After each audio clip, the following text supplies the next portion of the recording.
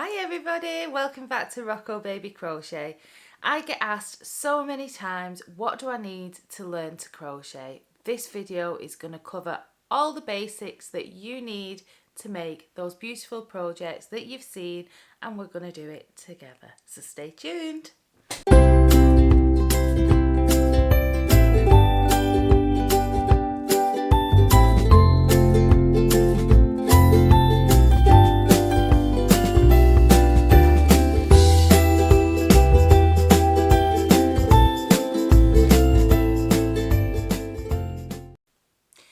So you walk into this beautiful wool shop, surrounded by all these magnificent yarns, different colours, different textures.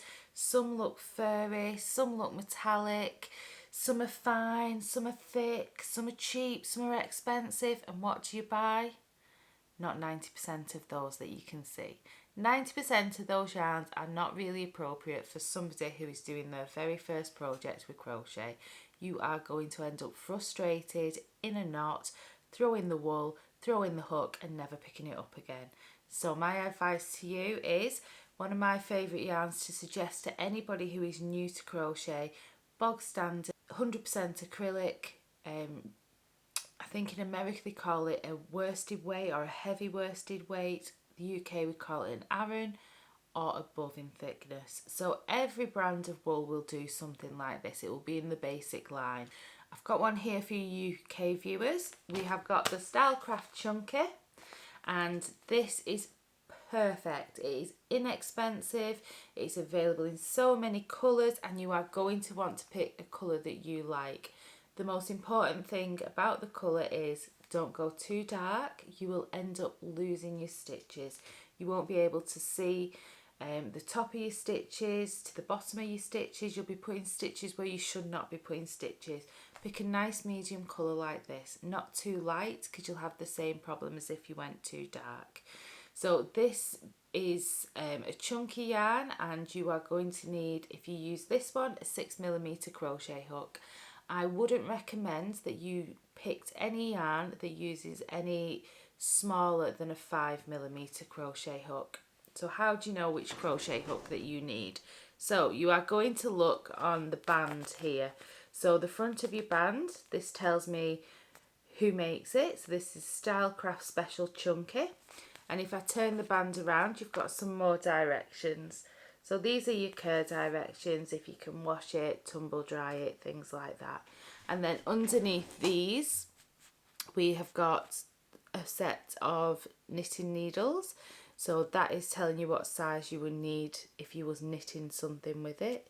And this one here, the hook, is going to tell you what size hook you would need to crochet with it. And these can be different, so make sure that you're looking at the correct one. This little square here tells you about your gauge. Now your gauge is important, especially more later on, perhaps if you was making a garment or something a little bit more complicated. I'd suggest for your first project, make something nice and easy, like a washcloth or a scarf, something that's not going to take you too much time to make and you're going to enjoy it.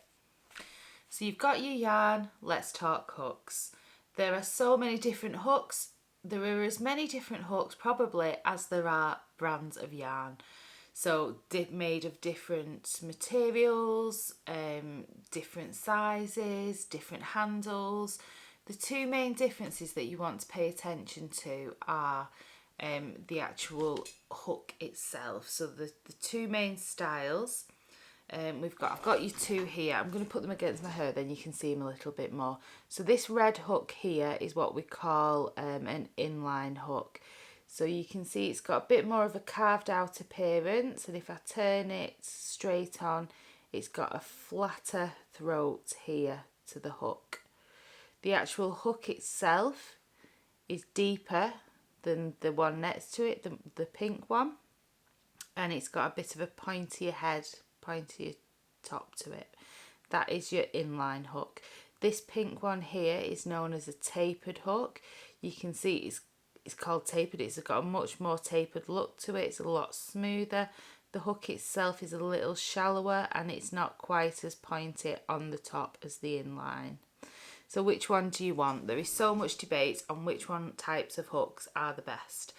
Basically, in my opinion, the type of hook which is best for you is the hook that you enjoy using the most. So I learned with an inline, a lot of people, and from feedback that I get, people struggle with an inline because when they're pulling it back through and pulling out a stitch, it can catch because the hook is a bit sharper. So obviously I didn't know there was a difference, so I kind of just learned to adjust my movements from the very beginning. People tend to find it easier to crochet with a tapered hook. A couple of really good and hooks that are taper which I would recommend is the Clover and More hooks, and these are the tulip hooks. They are beautiful to work with. My favourite type of material is metal hooks with a soft touch handle, something that's comfy in my hand. I tend to make an awful lot of blankets, so the ones that are just plain metal I tend to get a lot of hand cramping with, and I love the look of wooden hooks, but they drive me insane, so they're not for me. So I have got them, but they just sit there looking pretty. Other people love them. I prefer the metal ones. I like how smoothly they glide, and again you can get them with comfy handles. My all-time favourite hooks are furls. I have only recently invested in furls hooks. Now I would not recommend going out and spending this kind of money on a hook when you are new to crochet. This is something when you know you love it, then maybe think about getting one of these.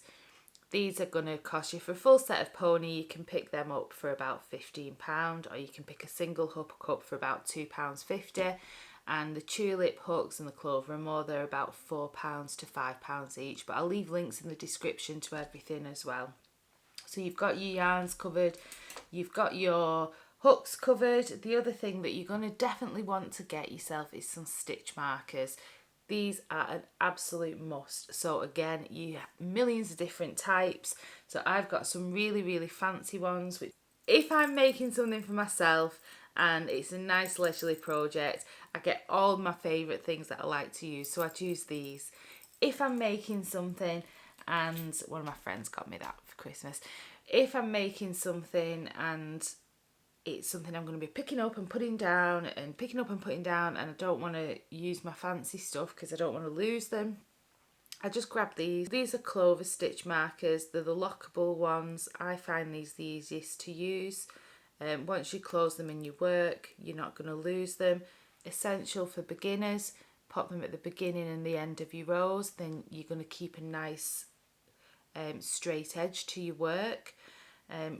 Other things that you're going to need are just your basic things that you've probably got at home anyway. You're going to need a pair of scissors. I've got some darning needles here because you're going to want to tie in the ends. So darning needles come with different size eyes in them. So these would be great for a chunky wool. It's a nice big eye of a needle, and in there I've got all different sizes. Again, they're really inexpensive. You don't want to be going into the wool shop or on Amazon and spending a fortune to get yourself kitted out to start crochet. I did that. Luckily, it's something that I love and something that I know is always going to be part of my life, but you don't know that yet. So you could probably set yourself up to do a project for £10–15, and that's what I would recommend that you do. So I hope you've enjoyed this. I hope it's given you a little bit of inspiration to go to the wool shop, have a look on Amazon, find something you like and start making yourself something beautiful.